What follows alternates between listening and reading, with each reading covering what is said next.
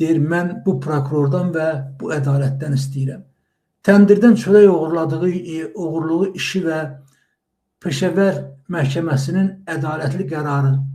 Peşəvər Qısaxanı bazarında bir qadının təndirdən çörək uğurlaması hadisəsi gündəmə gəldi. Təndir sahibi qadına zorakılıq etdi və polisə təhvil verdi.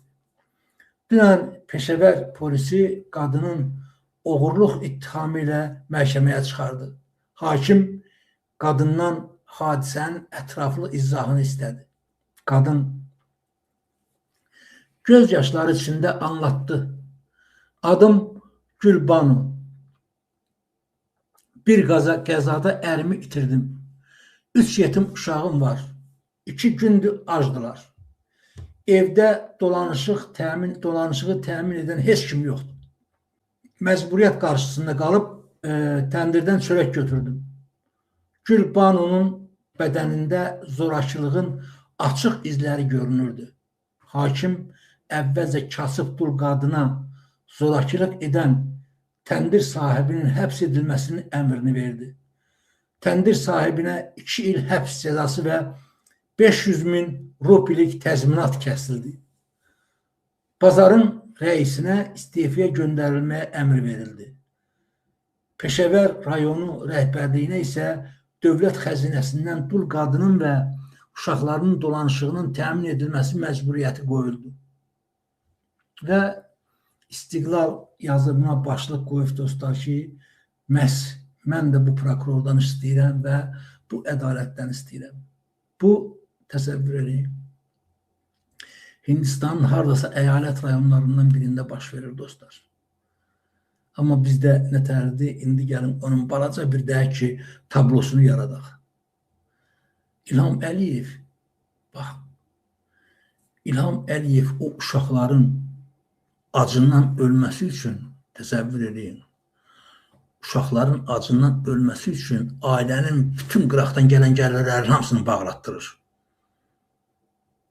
Məsələn, sizə mən bununla bağlı onlarla yox, yüzlərlə deyək ki, internetdən fakt göstərə bilərəm. Məsələn, deyək, Qazaxlı Xədicə xanım Hüseynzadə 5 uşaqla damın altında qalıb, sağ olsun bizim qardaşlarımız, bacılarımız, gözəl, xeyirxah insanlarımız.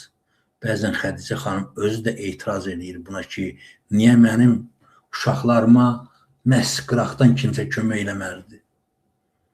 Baxın, ərini şərləyib tutublar, uşaqlara da nə sosial yardım, nə heç nə vermirlər və yerli Qazax rayon polis rəisi də, icra başçısı da bütün yolları qapadıblar ki, nə Xədicə xanıma kimsə yardım eləyə bilsin, nə də deyək ki, özləri yardım verirlər. Və yaxud da Aqil Hümbətov var, bizdə cəhbəsi yadınızdadırsa, tutub heç nədən 11 iş veriblər. Təsəvvür edin. Və onun uşaqlarının ikisi deyəsən ərildi. Və onlar da dostlar, onun yoldaşı da çox mərd, çox alicənab, çox gözəl bir, deyək ki, yəni həqiqətin üstündə duran, yəni həqiqətin dalınca o, deyir, təhsilin dalınca Çinə də getmək olar, yəni o nöqteyi nəzərdən. Baxın, biz türmədən danışırıq. Cənablar, bugün Azərbaycanda, Azərbaycan hökumətinin başında duran quldurlar, azadlıqda olan adamları qoymurlar dolanmağa. Siz türmədən danışırsınız. Türmədə dedim, hər adam, hər deyək ki, həbs olunan insana 18 manat. Şəxsən bunu Fazil Qəzənfəroğlu'ndan mən eşitmişəm. Hələ o qiymətlər dəyişməmişdi vaxtda. Sonra dedilər, deyəsən 25 manat olur. Həmən bu 25 manatı ayrırlar və həmən o ayrılan yerdən də İlham Əliyev onu qapazlayır mehribanla bir yerdə. Təbii məsələdir, qəpik quruş da orada olanlara məsələn verirlər. Orada olanlar ona görə bəzən vermirlər, ona görə ki, onlar qapıdan girənlərin hər birindən gündəlik, hətta telefondan da və başqa şeylərdən, müxtəlif variantlardan pul çıxarırlar. Və pulun olmadı, öldün. Orada hətta deyək ki, bu Çovdarov kimi, məsələn, Əli İnsanov, mən eşitmişdim ki, orada hətta türmədə dostlar, ev tikdirmək də mümkündür. Məsələn, deyək ki, 10 il, 15 il həbs olunan bir icra başçısı, bax, orada torpaq alır, yer alır, icazə alır, pulunu plat edir, ödəyir və özünə 2 mərtəbəli ev tikdirir. Yadınıza salın, Vaqif, deyək ki, böyük dələduz, istedadlı dələduz Vaqif Mustafayevin Yaramaz filmini. Yadınızdadır mı? Balaca bizim bir aktyorumuz var. Adını qoyub bu saat yadıma düşsün deyəcəm. Rasim Balayev də onun yavəri işləyir. O ağzını yaxalayır və su tutur belə. Yəni göstərir qapıda, deyək, türmənin qapısını göstərir. İçəri girəndə baxırsan, görürsən ki, böyük bir otaq, ansambl bir tərəfdə çalır. Deyək ki, nazir də, keçmiş nazir indi tutulub, deyək ki, türmədə ona qulluq edirlər. Və o birisinə deyir ki, istəsən sənin üçün də təşkil eləyə bilərəm, narahat olma, gəl, burada pisdir, yəni yola vermək olar hər şey.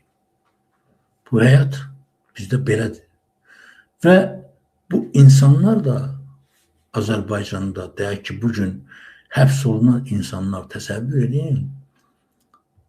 İndi Əvəz Zeynallı deməkdən əlavə, baxın, bu nə deyir Elnarə xanım? Həkim olsa da bunlar qorxurlar dərman içməyə. Ona görə ki, o dərmanlar qorxulu dərmanlardır. O dərmanlar dəxli yoxdur. Nə qeydiyyatdan keçmir, nə həçarda yazmırlar, sən nə içdin, nə şey. Yəni, bunlar o qədər dəhşətli şeylərdir ki,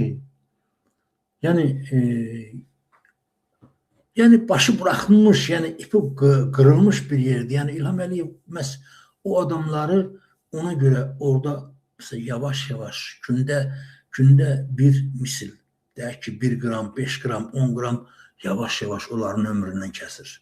Onlar ölümə doğru gedirlər. Necə ki, biz burada bu həyatda deyək ki, gündəlik əsəblər, gündəlik o qanunların işləməməsi, gündəlik məmurların şərəfsizliyi burada bizi, orada da onları öldürür.